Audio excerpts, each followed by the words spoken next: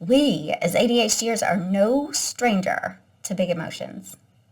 We don't have to wonder what we're feeling long until the next one is undeniably staring us in the face. Our bigger challenge is knowing what the heck to do with them all. Am I right? The most common ones are anger, sadness, and worry. Since anger is the most obvious and protects the others, let's start there. It is the sudden tension ripping through your body. It is the guttural in your roar. It's the force behind that kick. And it can be the violence you wish on others and or yourself.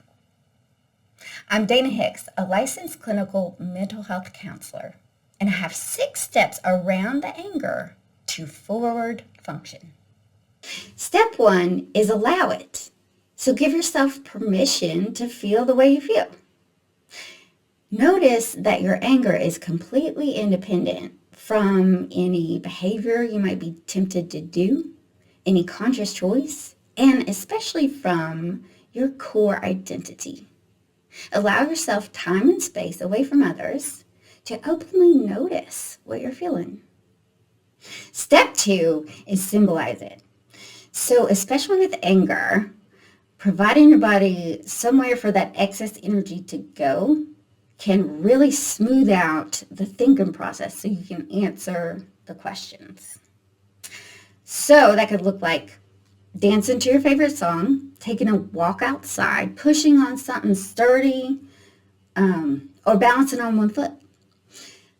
That's going to help you answer these questions. So if the anger had a color, shape, texture, temperature, location within your vicinity, what would those be? Once you get those answers, try to visualize that really clearly or draw the answers into one symbol. Step 2 is ask the motive.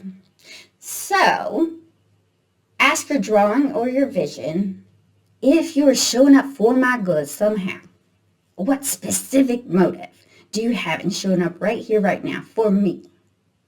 And listen. So an example for anger, if you're angry at the car in front of you because it is not going as fast as you want it to go, then maybe your anger is trying to advocate for you having a choice in the matter. You want a choice as to how fast you want to go. You want more choices. Another example would be, well, I'm trying to help you get to work on time so that you do not get in trouble with your boss. I'm protecting you from getting in trouble. Step 4 is thank it. So once you're clear on what it is trying to do for you, then you can let it know specifically, I see you and I appreciate exactly what you're trying to do. Thank you. So it can sound like this. Hey, anger, I see that you are trying to provide the most possible choices in this situation for me. Thank you.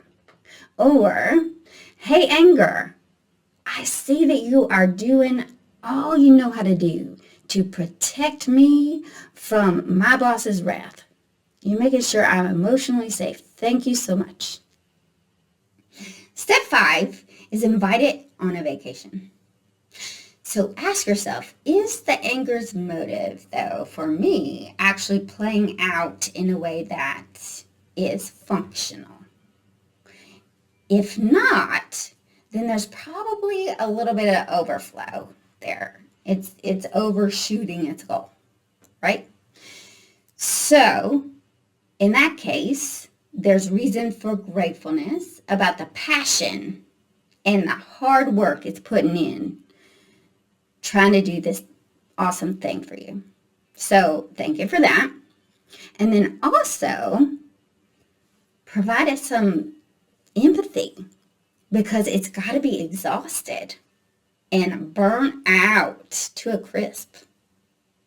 So then ask it if you could go on a vacation. anywhere in the world, where would you love to go so that you get rejuvenated exactly how you need it right now?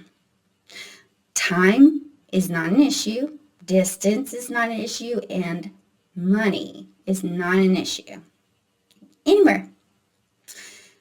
Let it answer and let it tell you what it would see there, do there, feel on its skin there, taste there, hear there, all the details. Let it just tell you all about it.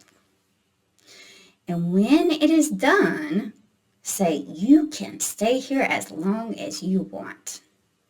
Just rest up. Step 6 is find the function.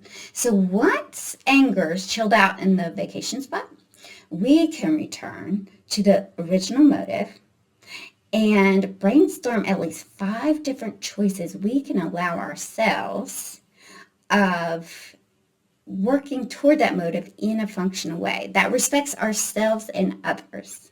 Once we have at least 5 choices, then we'll get to pick our favorite and roll it out. So an example might be, if my motive was to get to work on time so I don't get in trouble with my boss, maybe I could go to sleep earlier so that I could wake up earlier, so that I could get out of the house earlier and not be stressed for time, and I wouldn't even notice how fast other people were going because I'm doing my own thing. And I get to work on time. No reason for a tongue lashing of any kind.